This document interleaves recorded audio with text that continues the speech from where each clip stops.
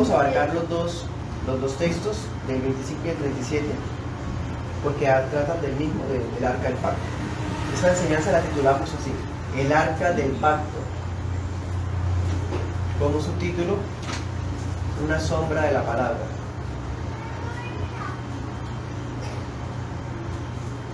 El arca del pacto, una sombra de la palabra.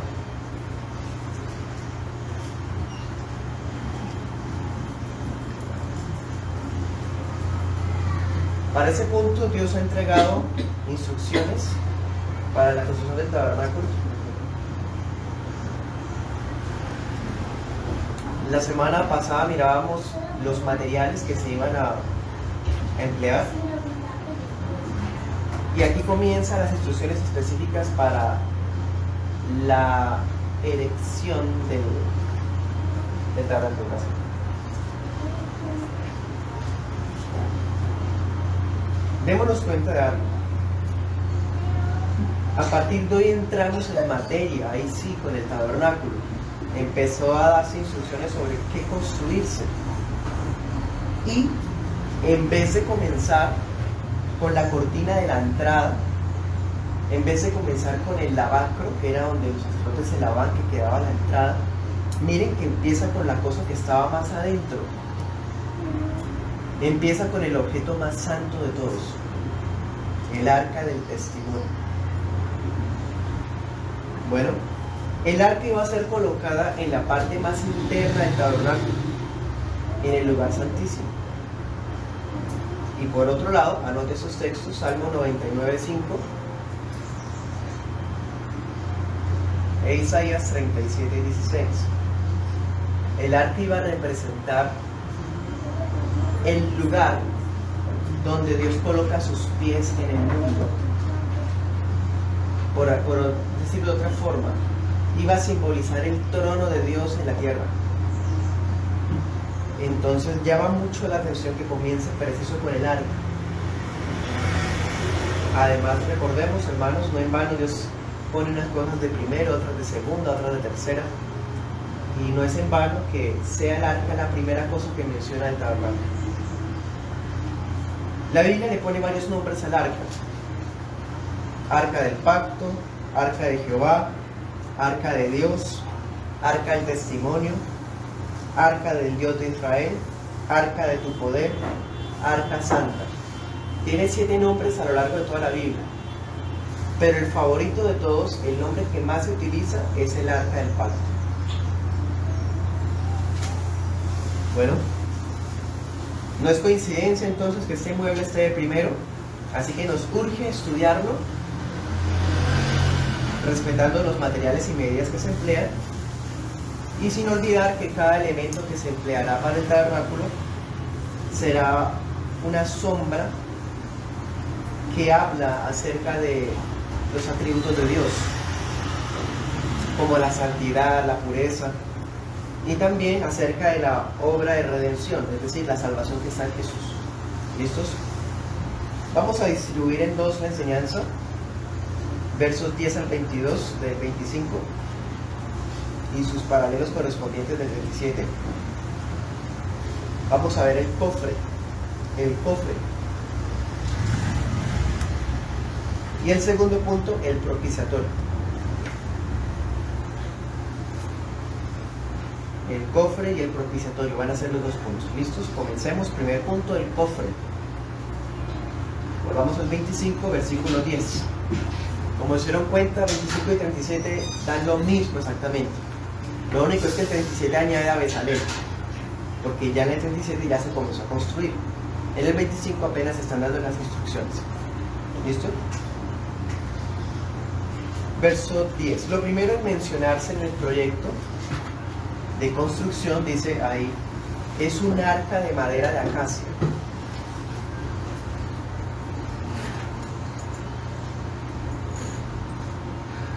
¿Qué es eso de arca? Algunos de una vez van al arca de Noé, pero hermanos, realmente no es preciso hacer esa comparación y es un poco forzado. Pasa como un error que cometemos muy seguido, o bueno, cometíamos muy seguido, si no nos ayude, de por qué haya palabras que se parecen o que se usan en un versículo y en otro, entonces los conectamos porque tienen las mismas palabras. Eso no se hace, no siempre funciona. Bueno, entonces aquí arca significa sencillamente una caja o un cofre. O sea, si va a construir una caja o un cofre, estaría utilizando para esas medidas la Reina Valera actualizada del 2015. Dice, con 1,10 metros de largo y 65 de ancho, 65 de alto. O sea, realmente no es algo enorme. Decía mi esposa, algo parecido a un escritorio. Las medidas que se utilizan son, por ejemplo, 2,5 codos, ¿no? O 1,5 codos. Esas medidas hoy día ya no son vigentes, son las medidas de los hebreos. Estamos hablando hace 35 siglos, incluso más. Entonces las traducciones modernas nos ayudan a entender a qué se refiere, trayendo el equivalente a las medidas de ahora. La cuestión es que, como no tenemos precisión, nos toca depender de aproximaciones. Y eso varía en traducciones. Por ejemplo, la que estoy usando, Reina Valera actualizada, dice 1,10 con 65. Pero la Nueva Biblia de las Américas dice 1,12 con 68. La NTV 1,15 con 69. Y así varían la versión internacional, la PDT, la Dios habla hoy. Hay una variación breve de algunos centímetros, porque es que los codos podían medirse prácticamente de la palma de la mano hacia el codo de una persona, pero eso a veces varía, ¿no? Entre una persona y otra. Alguien puede ser más alto, más corpulento que otro. Entonces, si se dan cuenta, por eso es muy difícil establecer con precisión esa actitud. También eso nos ayuda a que se nos quite en la mente la necesidad de traer esas cosas a los días de hoy literalmente, ya que no tenemos manera de tener las medidas precisas, perfectas. El Espíritu Santo nos está insinuando que no necesitamos reconstruir el arca, sencillamente. No necesitamos reconstruir el arca porque ella es una sombra igual que todo lo demás. Verso 11. ¿Cuál material se utilizó? La madera. Versículo 11 dice, esa madera debía ser bañada en oro. Dice, oro puro, por dentro y por fuera. Esto es muy curioso, hermanos, porque ya vimos todos los materiales que se utilizaron para el arca. Fue una lista más o menos larga, ¿cierto? Pero para el arca solamente se van a utilizar 2 materiales de entre toda esa lista: madera y oro, no más. Pero basta con eso. Además que esa madera de acacia es una de las maderas más resistentes, duraderas y finas, y crecía en la Palestina y todavía crecen, es madera de esta allá en Palestina, en Arabia también. Y el oro puro, pues sobra mencionarlo, que siempre el oro se ha asociado con la realeza, con la grandeza. Entonces bastan los 2 materiales. Verso 11 nos dice que se le debía elaborar una cornisa.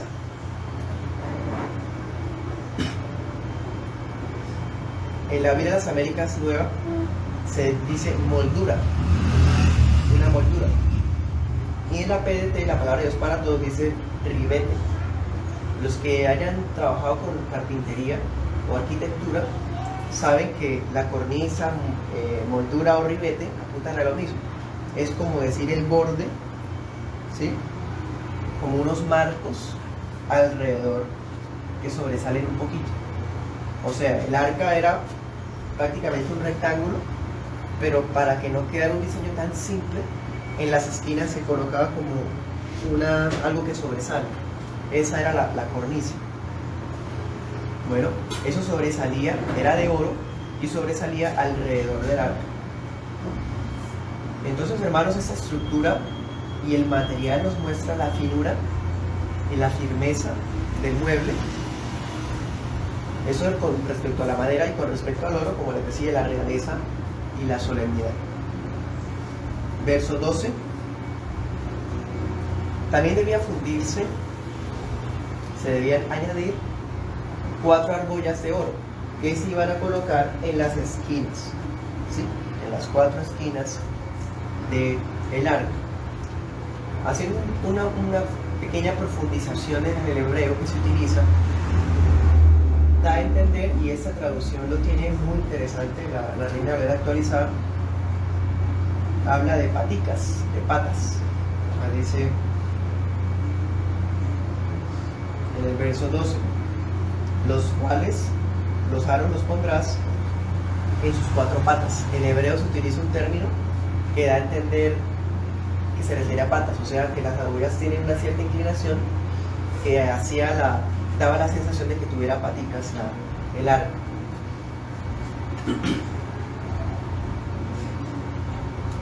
Verso 13, también debía fundirse, o más bien hacerse unas varas, 2 varas de madera de acacia, y ahí se les recubriría luego de oro, ¿sí? Entonces démonos cuenta, el cofre como tal era de madera, y las varas también eran de madera. A estas 2 cosas se cubrían de oro. Lo que es hecho totalmente de oro es la cornisa y los anillos, hasta ahora, ¿no? Eso es interesante. ¿Para qué iban a servir las paticas o las argollas y las varas? Pues resulta que las varas se iban a introducir en las patas de tal forma que quedaran, ¿sí?, lo suficientemente largas para cargarlas al hombro. O sea, las argollas tienen el propósito de transportar el arca sin tocarla. Resalta la santidad del objeto, lo que había tras ese objeto. Y ya sabemos, en 2 Samuel 6 comete un error gravísimo David de llevar el arca encima de una paca. La lleva en una carreta y la paca la van arrastrando, y de repente la paca se tropieza y el arca se va a caer, y un soldado pues coge el arca para que no se caiga, y la gloria de Dios lo mata, lo fulmina, porque nadie puede tocar el arca. No, pero es que él tenía la buena intención. No vale. No es de buenas intenciones, es de obedecer la palabra y punto. Y el hombre va y toca el arca, y apenas la toca, la palabra dice que no cae ahí al suelo desplomado, se muere Usa. Para eso eran las varas, para que algunas personas, que más adelante vamos a ver quiénes eran, unas personas eran los que estaban destinados a cargarla, ni siquiera cualquiera, y tenían era que cargarla con las varas. Para eso son las varas. Precisamente por eso, versículo 15, nunca debían ser retiradas. Las varas se quedaban ahí, tal cual. Un detalle interesante, miremos Deuteronomio 10:3.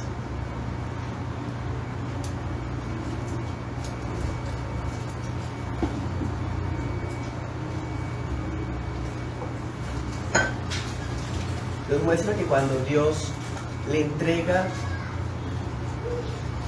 o más bien, cuando Moisés va a la presencia de Dios la segunda vez, eso todavía no lo hemos visto, que se acuerdan que la primera tabla se las partió, ¿no? Entonces es que no hemos llegado ahí todavía. Solamente les quiero mencionar es que Moisés debía labrar unas tablas y se las iba a llevar a Dios para que Dios escribiera ahí los mandamientos. Pues resulta que para llevar esas tablas no podía llevarlas hacia la mano. Él debía hacerse un arca de madera de acacia, ¿sí?, y meter las tablas ahí. Eso nos muestra que fue Moisés el que hizo el cofre del arca. Fue Moisés el que elaboró la caja de madera, ¿sí? Y Bezalel luego la va a cubrir de oro. Pero fue Moisés el que hizo esa arca de madera. De hecho, Moisés la tiene allá arriba, la va a llevar arriba. Cuando Dios le entregue las tablas ya escritas, él va a meter las tablas en esa arca de madera que lleva. Y cuando descienda, Bezalel va a recubrir de oro la caja. Bueno, en Éxodo 35:30 nos muestra que Bezalel, ¿quién es Bezalel? Bezalel es un judío que Dios escogió y capacitó para llevar a cabo la obra del tabernáculo. Este hombre se encargaría de diseñar y de recubrir los elementos de los distintos materiales y el que iba prácticamente a construir el tabernáculo. Pero con el arca es diferente. Las otras cosas, Bezalel tuvo que participar directamente para levantarlas, pero con el arca es distinto, dense cuenta. Empezando con que el cofre lo hizo Moisés. Y otra cosa, miren Éxodo 40:20. Léalo ahí mismo, Éxodo 40:20.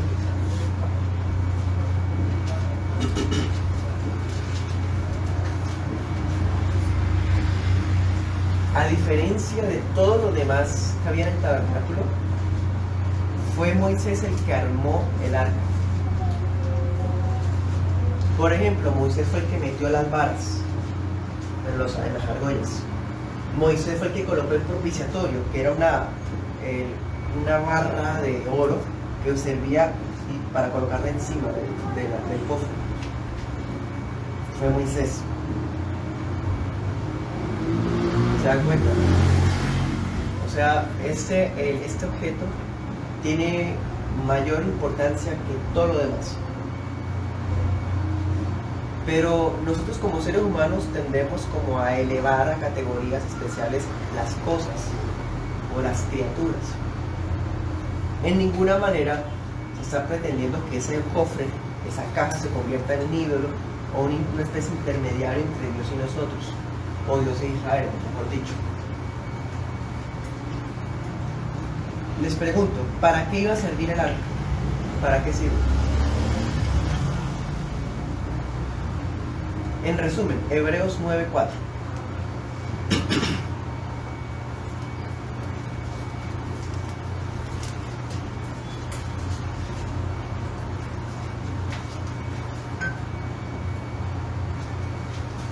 Dice que en el arca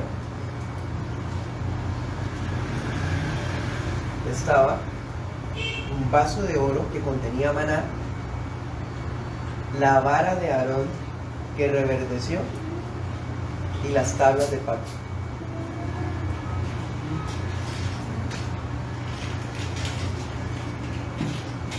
La importancia del arca, ese cofre, reincidía en lo que había dentro. ¿Qué era lo que había dentro? El pacto. Ahí estaban las tablas de la ley. Eso era lo más importante del arca. Por eso se llama arca del pacto. Por eso se llama arca del testimonio. No porque el objeto sea venerable, sino porque había adentro el pacto sacro de Dios con los hombres, escrito, la revelación especial.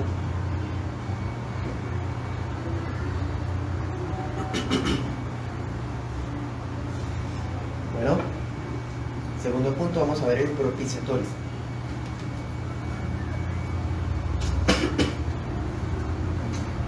Verso 17 de nuestro texto principal.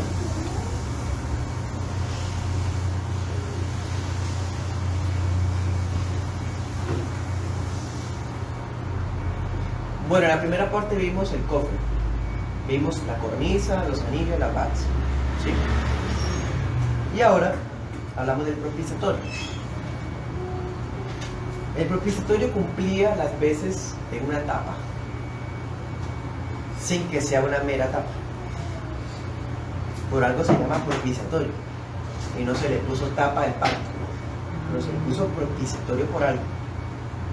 De todas formas, uno lo asocia a una tapa porque se coloquen sobre la caja para que no quede el hueco abierto, ¿sí? Verso 17. Era de oro, dense cuenta. El cofre era de madera, pero el propiciatorio es de oro puro completamente. Es una barra gruesa de oro. Eso nos muestra que ese propiciatorio va a tener un símbolo incluso más importante que la caja misma. Vamos a ver por qué. Ese propiciatorio tiene 1,10 m de largo y 65 centímetros de ancho. Verso 18. Y tiene algo muy interesante. Se debía labrar a martillo, o la pechita dice obra de fundición, 2 querubines de oro. Eso da a entender que cuando se estaba labrando, los muñequitos como tal eran huecos, ¿sí? Quedaron huecos. Son 2 querubines de oro y que eran colocados a cada extremo del propiciatorio, o sea, se colocaba acá y se colocaba acá. ¿Sí? Verso 19. Tanto el propiciatorio como los querubines debían ser de una sola pieza. O sea, no podía quedar de cuero, construyo aquí el querubín y lo pego acá. O lo construyo y lo pego. No, debía ser todo de lo mismo. O sea, que pareciera que fueran una unidad. La tapa con los querubines. ¿Sí? Unidos. No sobrepuestos o que los puedo quitar cuando quiero. No, están unidos, son una sola pieza con el propiciatorio. Verso 20. Dice la Biblia de las Américas, el diseño de ellos era que las alas estaban extendidas hacia arriba. ¿Sí? O sea, las alas iban como hacia esa parte, hacia arriba, cubriendo el propiciatorio. Tapan la parte de acá, lo que decimos tapa. Las alas están cubriendo el propiciatorio. Y los rostros de los muñequitos están, aunque están uno frente al otro, o sea, son simétricos en diseño, sus caras están mirando hacia el centro del propiciatorio. ¿Sí? Entonces, importante. Ahí muy claramente podemos deducir muchas cosas, hermanos, en tan solamente ver de manera gráfica este diseño. La semana pasada nuestro hermano Alberto nos compartía unas foticos con las partes del tabernáculo, ahí ustedes habían dado cuenta de ello. Ahora, comencemos a hablar un poco sobre el propiciatorio, ya más a fondo. ¿Por qué se le pone propiciatorio? ¿Qué es propiciar? ¿Qué es propiciatorio? De una vez, no es una mera tapa. El nombre se refiere al verbo propiciar. Propiciar es como calmar.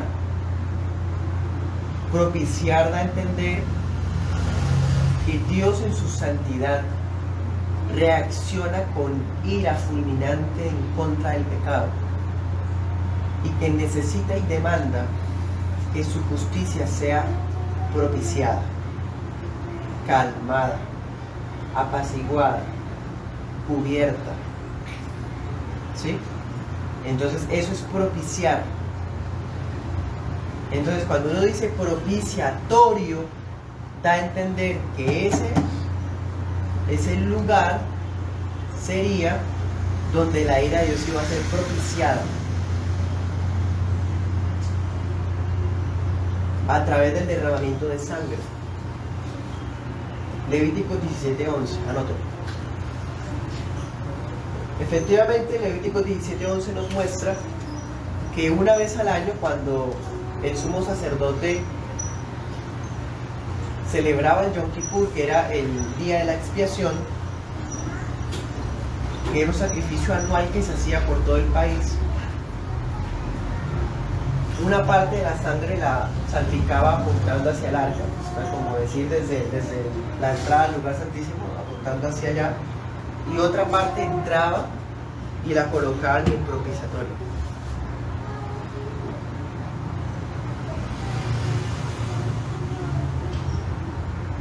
Eso servía como un símbolo de que el país iba a ser purificado y el tabernáculo también. También anota ese texto en Levítico 16, 14 al 16. Ahí usted puede ver eso.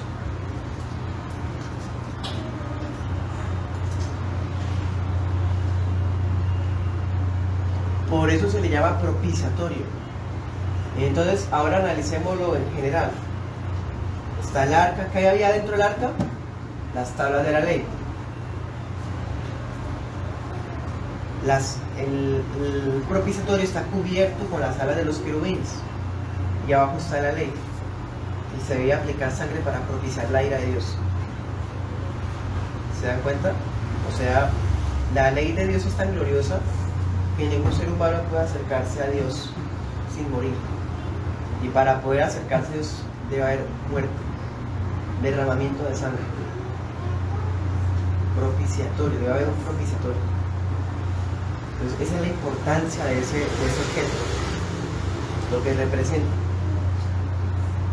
Nos deja ver también, o es una sombra de que la justificación es inseparable de la santificación, porque si estamos cubiertos con sangre, siendo perdonados y siendo redimidos, de todas formas vivimos bajo la obediencia a la ley de Dios. ¿Sí? Porque de hecho, aunque soy incapacitado de cumplir la ley, porque ella es muy gloriosa y buena y yo no soy ni glorioso ni bueno, entonces necesito el derramamiento de sangre para tener redención en mi conciencia, en mi alma. Todo eso estaba apuntando a Cristo. Cristo es nuestro propiciatorio. En Cristo está la ley de Dios revelada, y a través de Cristo venimos al Padre. Y sin Cristo nadie puede ir al Padre. Tiene que ser propiciado por la sangre del Cordero de Dios, si no, no puede entrar de bienvenido. Porque ningún pecador puede acercarse a Dios. Hay otro pasaje en 1 Samuel que nos muestra a una gente mirando que había dentro del arca. Todo el que hacía eso se moría. Lo mismo ocurre, nadie puede acercarse a Dios y quedar impune. No, Él es santo, por eso envía a su Hijo, para que nosotros pecadores pudiéramos llegar a Dios, porque ya su ira fue propiciada en Cristo. Por lo tanto, aquel que se acerca a Dios sin Cristo, la ira de Dios sigue sobre él y lo va a fulminar. Ahora, hablemos un poco del tema de los querubines, que ha sido un poco controversial, porque algunas ramas del cristianismo aprovechan estos ángeles como una manera de justificar el uso de imágenes o el uso de íconos.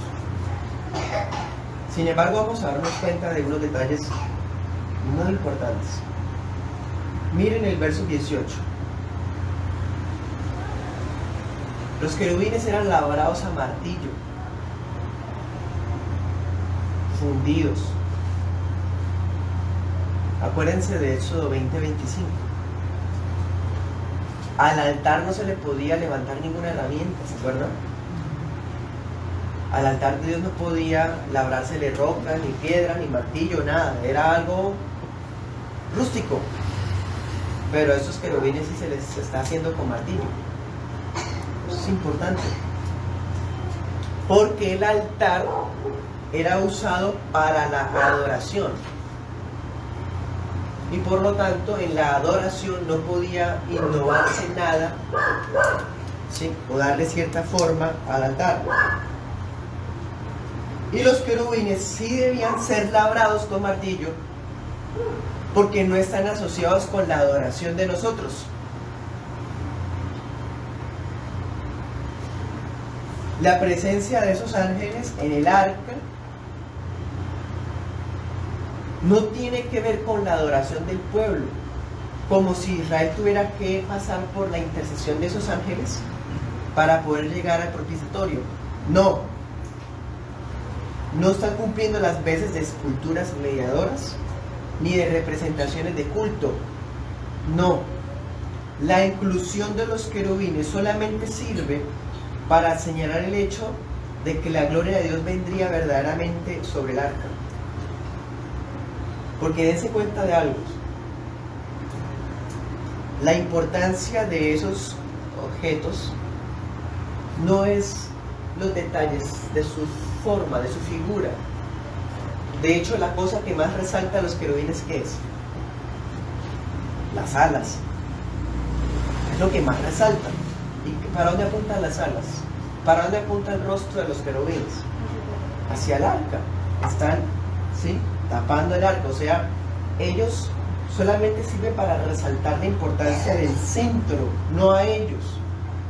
Eso mismo ocurre en Ezequiel, eso mismo ocurre en Apocalipsis, cuando se describen a los querubines. Uno queda impactado de lo terribles que son, lo impresionantes que son. Pero esos seres no sirven para que uno quede impactado con ellos, pues empiece a inventar ideas conspiranoicas como algunos réprobos hacen, que hasta ven extraterrestres en eso.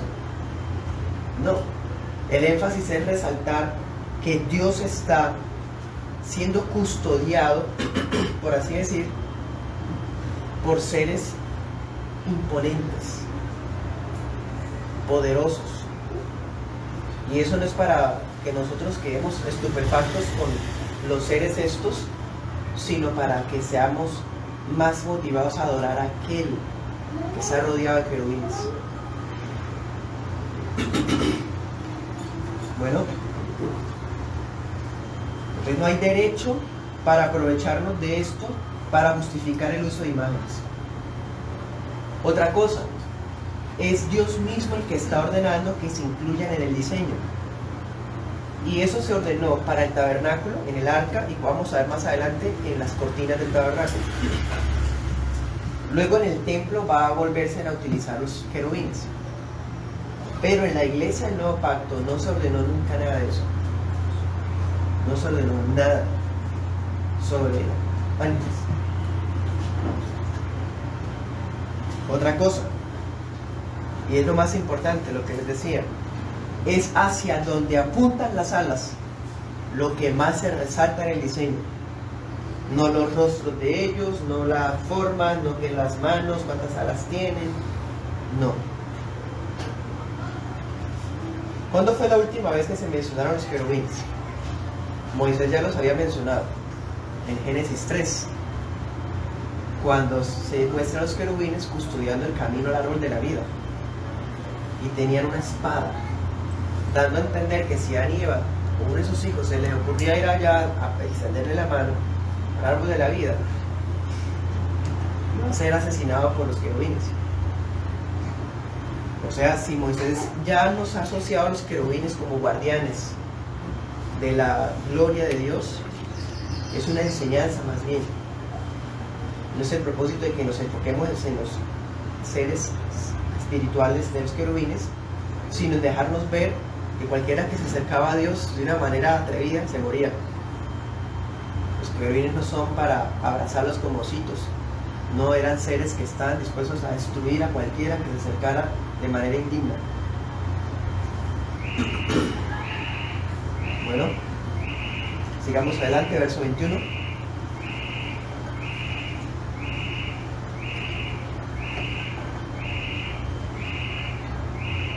Una vez se construye el arca, Moisés era efectivamente el que iba a colocar encima el propiciatorio. Es una barra de oro de 1,10 m con 60 era.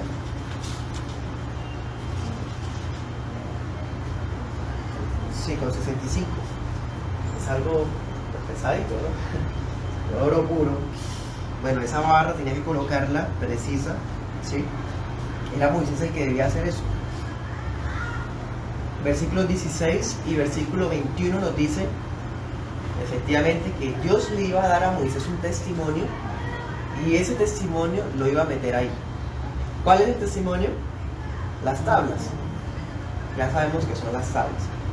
Aquí, como Dios todavía no se las ha dado, Dios le dice: el testimonio que te voy a dar, ¿sí? Porque todavía no se lo ha dado. Recuerden que hoy en nuestra historia apenas vamos con Moisés allá arriba. Mejor dicho, estamos en los 40 días, 40 noches que Moisés está allá arriba. Miren Éxodo 31, 18.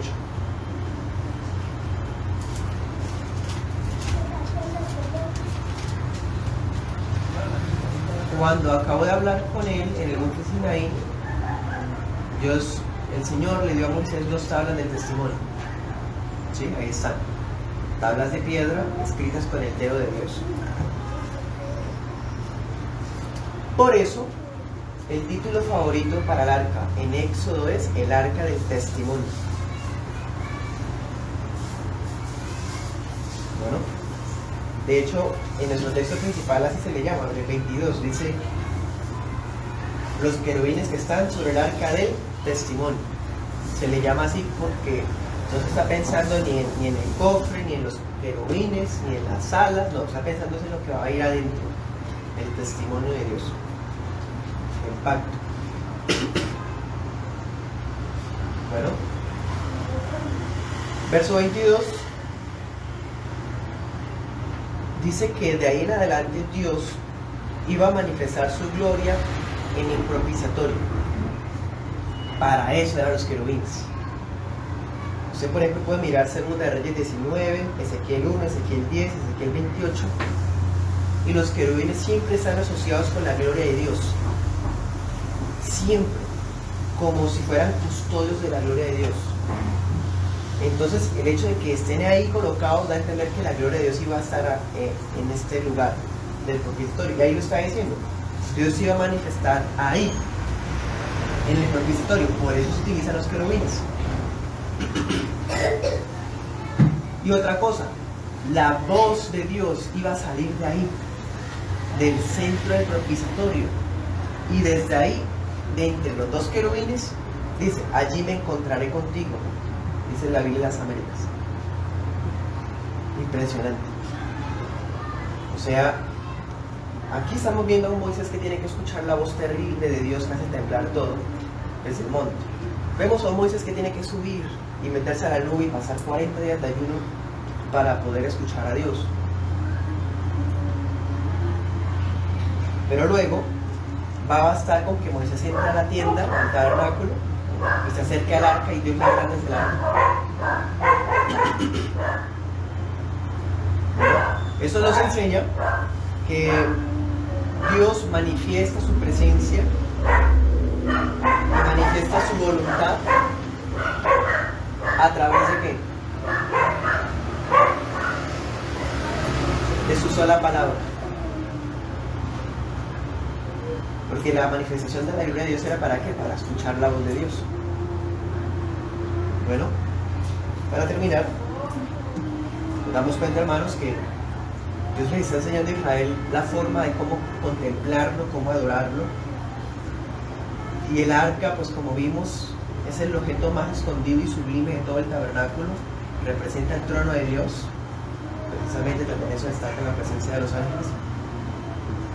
Y nos enseña que ningún hombre es libre de inventar una manera de adorar a Dios. Nos debemos acercar como Él dice que nos acerquemos. Y cualquiera que se acerque de una manera inadecuada o de su propia invención, tiene que pagar las consecuencias. Hoy, todos los cristianos invocamos, reconocemos y adoramos la imagen de Dios en Cristo. En Cristo está la imagen plena de Dios. Dice Jesús, el que me ha visto a mí, ha visto al Padre. ¿Sí? Es más, el propiciatorio es un lugar vacío. Es más, las alas están cubriendo la solemnidad de lo que había ahí. ¿Pero qué había ahí? Miramos, no hay nada. Está vacío. Ese lugar vacío estaba reservado, por así decir, para el único que había de venir, Cristo Jesús.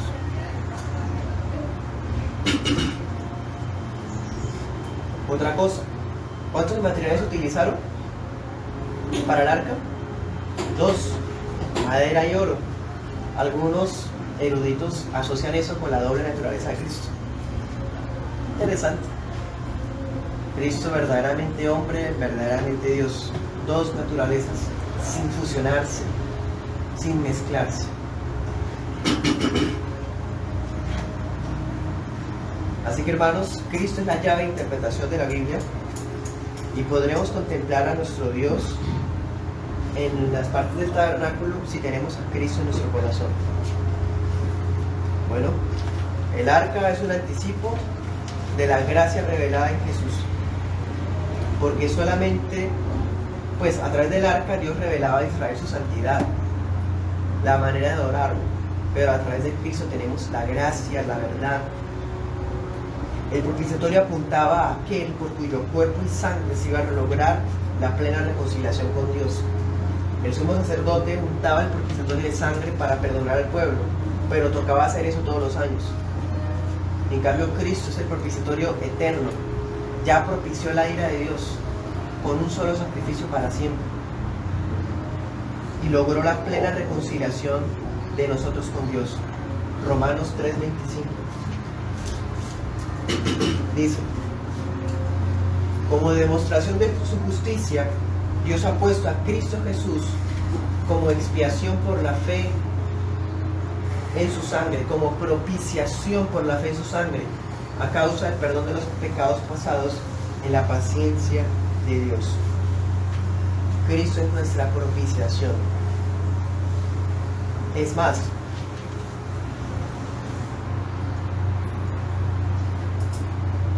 ciertamente el arca podría apuntarnos a la encarnación de Cristo, porque en Cristo estaba cumplida la ley de Dios y Él iba a propiciar la ira de Dios.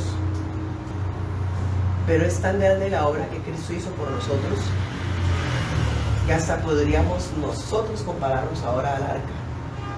¿En qué sentido? En que ahora el corazón que ha sido regenerado de nosotros es un arca donde mora el Espíritu Santo. Y es un arca donde la ley de Dios ha sido escrita en nuestros corazones por medio de la fe y de la obra de Jesús. Amén. Bueno, hermanos, vamos a tener un breve receso y ahorita seguimos con el culto de adoración. Gracias.